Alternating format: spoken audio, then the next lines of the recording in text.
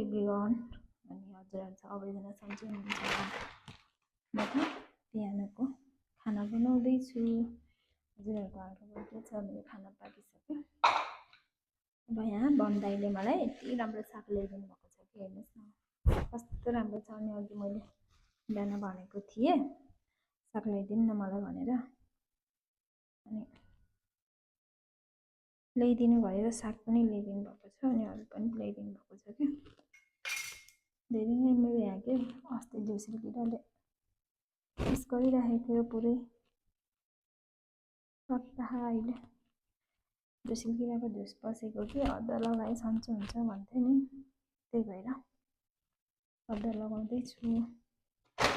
कति धेरै पनि यो स्क्यान पठाइदिनु भएको थियो मलाई, करेला र के भन्छ भेन्डी र करेला पकाएर खानुपर्ने हुन्छ।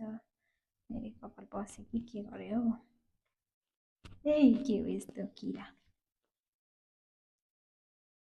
यो भुट्नु पऱ्यो अनि यो छुट्टै पकाएर खानु पऱ्यो। कति राम्रो छ हेर्नुहोस् न है। फर्सीको सागको भिडियो नलगाएको पनि धेरै बेर भएको थियो।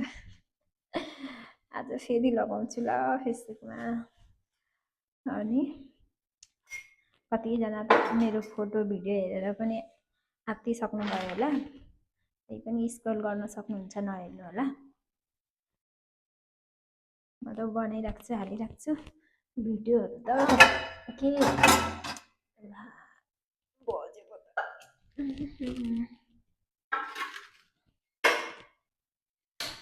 करेला र भेन्डी बनाएर खानु पर्यो आज त। कति दिनमा करेला खानु मन त पर्छ कि एकदमै उस हुन्छ कि के भन्छ र,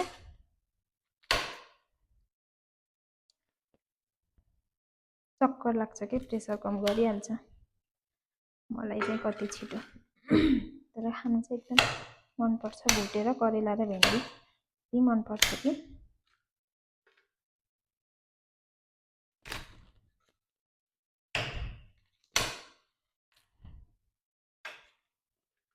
हाम्रो बम्बाले यहाँ मलाई कति धेरै तरकारी ल्याइदिनु भयो कि आज।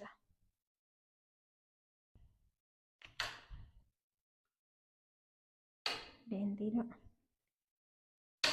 करेला सँगै लगाएर भुट्नु पर्छ।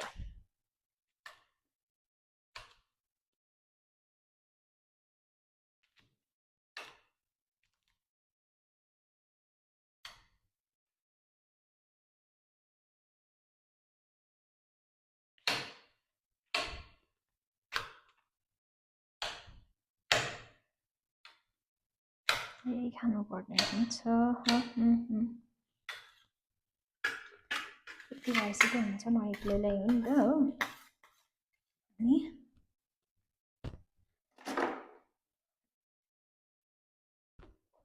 हुन्छ, फिल्टरमा पानी पनि राखेको छैन अहिले त।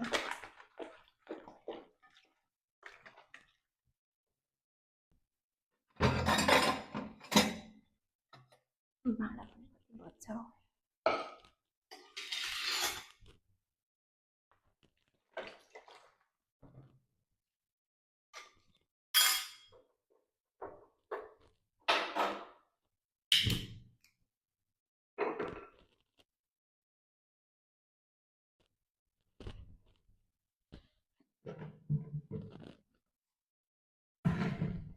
सानोवाला काट्नु पऱ्यो, एक्लै हो कहिले बस्छ मात्र। बस्छु नि त म यहाँ माथि, त्यही भएर धेरै नकाटौँ।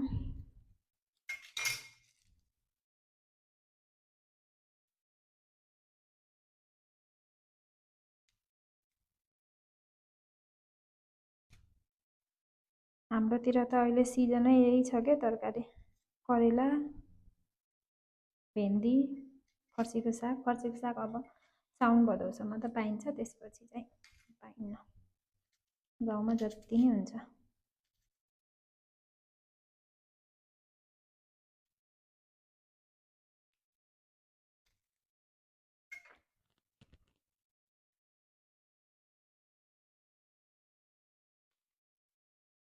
पछि लगाउनु पर्ला।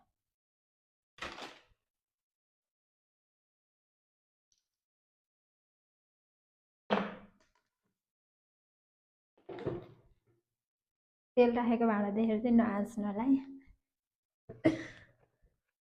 मेरो तेल राख्ने भाँडा चाहिँ खत्रै छ।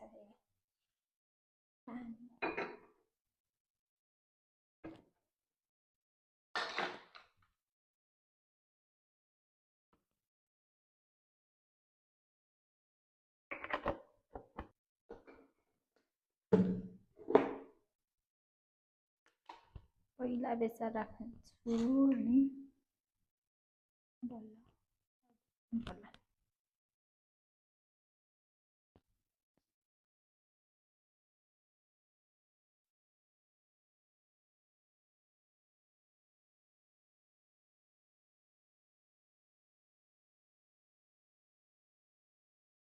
हो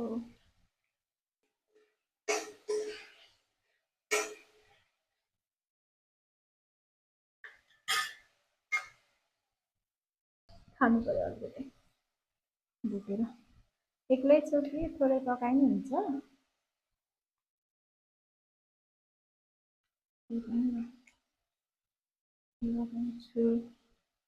एक्लै भए नि झ्याउ त लाग्दैन मलाई पकाउनु।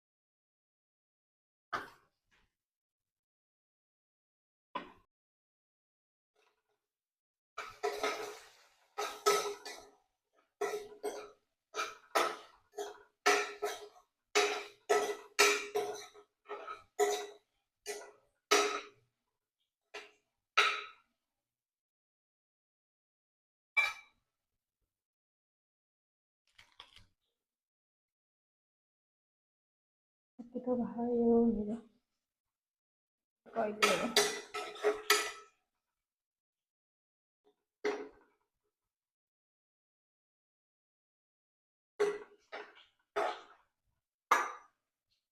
त्यसरी डढेको मन पर्दैन कि अब यतिको नै अमिलो लगाएर खानुपर्ने हुन्छ।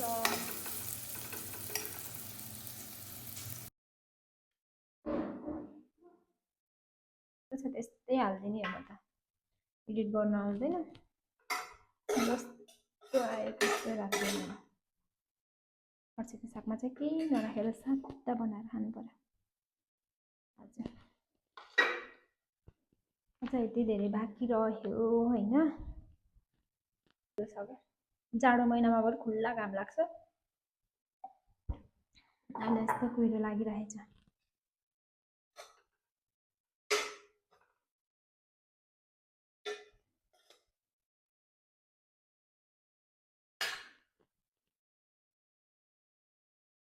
बाहिर देखाउँछु है हजुरहरूलाई म।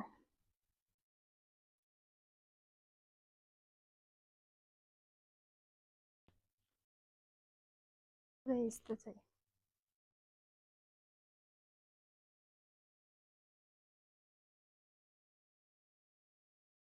चिप्लो चिप्लो भयो।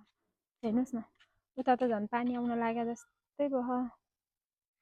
कसको बाख्राको बच्चाहरू यस्तो छ कुहिरो लागेर केही छैन।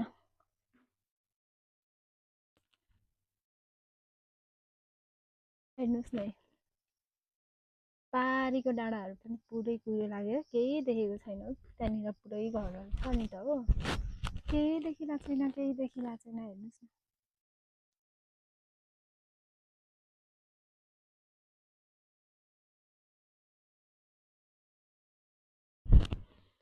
अब खाना खानुपर्ने हुन्छ।